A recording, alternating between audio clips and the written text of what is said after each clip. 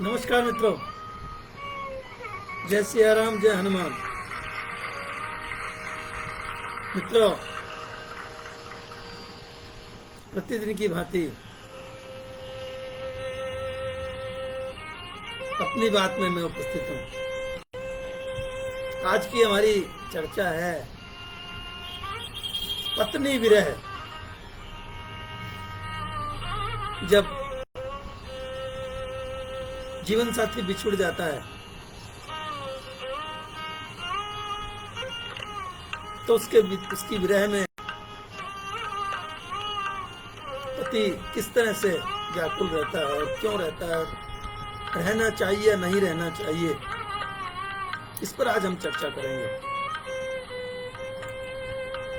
मित्रों, एक दिन आदरणीय परम गुरु जी के पास उनके एक शिष्य अपने एक मित्र को लेकर के पहुंचे और उनको प्रणाम करके उनके पास बैठ गए। गुरुजी तुरंत समझ गए कि कोई न कोई व्यथा लेकर के ये यहाँ आए हैं। उन्होंने पूछा कि कहिए कैसे आना हुआ। तो गुरुजी के शिष्य ने कहा, गुरुजी ये मेरे मित्र हैं और ये इनकी पत्नी 20 वर्ष तक इनके साथ रह करके अभी करीब 6 माह पहले ही गुजरी है और ये उसकी याद में बहुत दुखी हैं। जब जब भी उनकी याद आती है, इनकी आंखों से गंगा जमुना बहता है। इन्हें ऐसे कुछ उपाय बताइए कि अपनी पत्नी की याद में, विरह में न तड़पें। गुरुजी ये 20 वर्ष तक अपनी पत्नी को नहीं समझ सके। ये उसे हमेशा अपने पति के रोब में उनसे झाड़ते रहते थे, उससे लड़ते रहते थे, उससे अपनी प्रभुत्वता दिखाते रहते थे। जब जब भी इनकी पत्नी ने इन्हें समझाने का प्रयास किया, ये उस पर बरस पड़े। इनकी पत्नी ने जब इन्हें धार्मिक आस्था की तरफ मोड़ना चाहा तो इन्होंने उसे मूर्ख कह करके उसकी खिल्ली उड़ाई। और जब इनकी पत्नी ने इन्हें तीर्थ यात्रा करने के लिए, सत्संग में जाने के लिए, दान पुण्य करने के लिए कहा तो इन्होंने कहा कि अभी मेरे पास फैक्ट्रियों में इतना काम है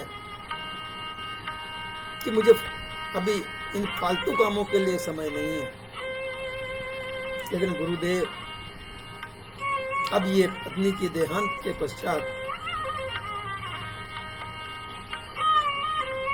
अपने पत्नी के ठाकुर जी श्री कृष्ण जी के सामने 2-2.5 घंटे बैठ करके पूजा करते हैं, जाप करते हैं और स्वाध्याय करते हैं, धार्मिक ग्रंथों को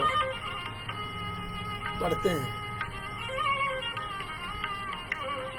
जिस पत्नी के साथ इन्हें यात्रा में जाने के लिए समय नहीं था, अब ये अपनी फैक्ट्रियों और कंपनियों में इस तरह से समय को निश्चित कर लिया है कि अब ये यात्रा में भी जाते हैं और धर्म कर्म भी करते हैं। जब इनकी पत्नी की पुण्य तिथि आती है तो ये सत्संग भी कराते हैं और समूह भोजन यानी कि भंडारा भी करवाते हैं। पर अब तो इन्हें पत्नी की इतनी याद आती है कि जब भी उन्हें याद करते हैं इनकी आंखों से झरझर आंखों आंसू बहते हैं। रात को इनको नींद नहीं आती पत्नी की याद में। गुरुजी ने सारी बातें सुनी और सुनकर के सेठ जी से पूछा, सेठ जी एक बात बताइए कि आपकी सगाई होने से पहले जब आप अपनी पत्नी को जानते भी नहीं थे और आप किसी रेल में सफर कर रहे होते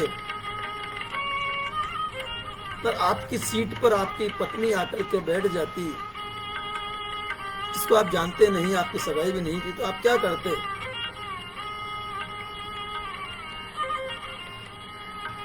पति ने कहा कि मैं उसे बुरी तरह से डांटता और हाथ पकड़ करके उठा देता। गुरुदेव हंसे, कहने लगे कि यदि ये तलाक के बाद आपकी पत्नी का देहांत हो जाता या सगाई से पूर्व उसका देहांत हो जाता, तब आप क्या करते? तब भी क्या आप इतने दुखी होते? पतिदेव ने कहा, नहीं, तब मैं इतना दुखी नहीं होता। तो गुरुदेव ने कहा, वत्स, जब तुम्हारी सगाई हुई, जब किसी की सगाई होती है, उस दिन से वो अपनी पत्नी के प्रेम में, पत्नी की ममता में, ममता की आंटियां अपने हृदय में लगाने लगता है। ये मेरी पत्नी है, इस तरह का परिचय लोगों से कराता है, उसकी तारीफ में कसीदे करता है। और जब विवाह हो जाता है तो फेरे लेते समय भी उसके मन में यही ख्याल रहता है, ये मेरी पत्नी है, मैं इससे ऐसा करूंगा, मैं ऐसा करूंगा, मैं ऐसा करूंगा। उसके साथ फोटो खिंचवाते हैं, फिर लोगों से परिचय करवाते हैं कि सब ममता की आंटियां मनुष्य डालता जाता है, आंटियां बनाता जाता है, बनाता जाता है, बनाता जाता है। प्रेम में, ममता में इतना उलझ जाता है कि जब उससे बिछोड़ होता है तो फिर रोने के अतिरिक्त उसके पास कुछ नहीं बचता। इसलिए आप इस ममता की दुखदायी आंटी को उल्टा घुमा दीजिए।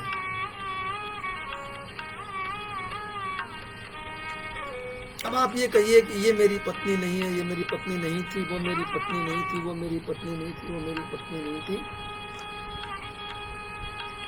वो तो एक मित्र थी, आई और चली गई, मित्र थी, आई और चली गई, मित्र थी, आई और चली गई।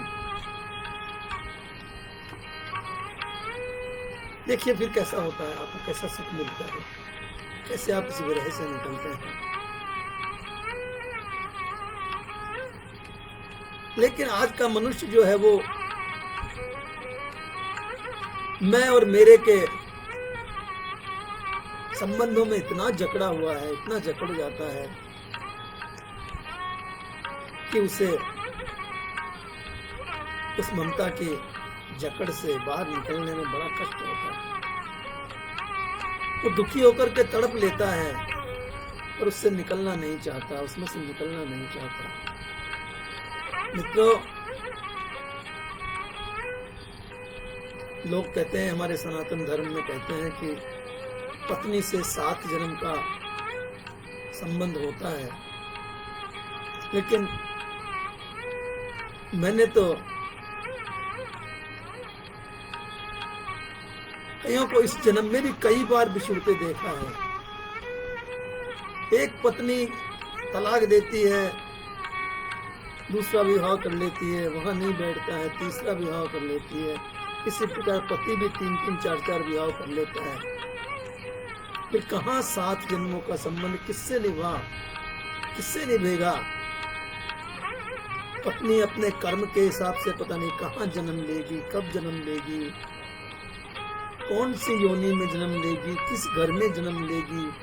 हम हमारे कर्मों के हिसाब से कहाँ जन्म लेंगे, किस योनि में जन्म लेंगे, क्या पता है। क्या आवश्यक है कि ये आवश्यक है कि हम एक ही कुल में जन्म लें? क्या ये आवश्यक है कि हमारा और उनका बराबर का जो है वो संस्कार रहे, बराबर के संबंध रहे, परिवार बराबर के रहे, शिक्षा बराबर की रहे? ये आवश्यक नहीं है। उस जन्म में वो पता नहीं क्या बनेगी, हम पता नहीं क्या बनेंगे। फिर कहाँ 7 जन्मों का साथ है। हाँ, कुछ लोग, कुछ पुण्य आत्माएं ऐसी होती हैं जो कई जन्मों तक साथ निभाती हैं, कई जन्मों तक वे साथ बार बार रहते हैं और उनको वो याद भी रहता है कि हम पिछले जन्म में पति पत्नी थे और इस जन्म में भी पति पत्नी ही बन करके आए हैं। मित्रों, ऐसा कुछ लोगों में ही हुआ है आज तक। बाकी हर आत्मा में, हर मनुष्य में, हर नारी में, हर पति पत्नी में आवश्यक नहीं कि वे अगले जन्म में आपके पति बने या आपकी वो पत्नी बने। ऐसा कुछ नहीं होता है। मित्रों, ये बातें सुनकर के गुरुदेव की वो जो शख्स, वो जो महाशय पत्नी के दुख में डूबे हुए थे, वो वहां से निकले और उन्होंने उसी दिन से गुरुदेव की बताई हुई बातों पर अमल किया और सुना है कि 3 महीने पश्चात उनके मन से, उनके हृदय से पत्नी का विरह समाप्त हो गया और वे सुखी जीवन व्यतीत करने लगे, प्रभु का भजन करने लगे, अपना कार्य भी संभालने लगे, परिवार को भी संभालने लगे।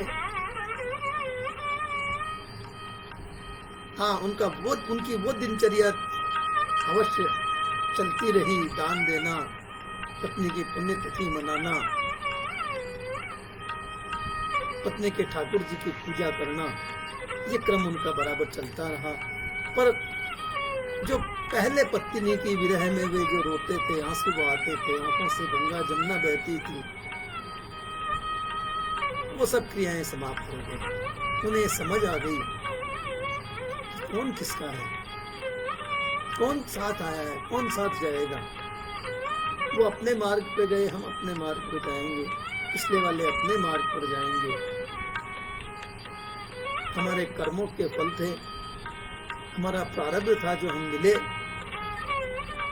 और पिछले जन्मों के जो प्रारब्ध थे उनको पूर्ण किया। आगे ईश्वर जाने क्या होगा क्या नहीं होगा। तो मित्रों, आज बस इतना ही। हम कल फिर मिलेंगे इसी पटल पर, इसी समय, एक नए विचार के साथ, नए विषय के साथ में।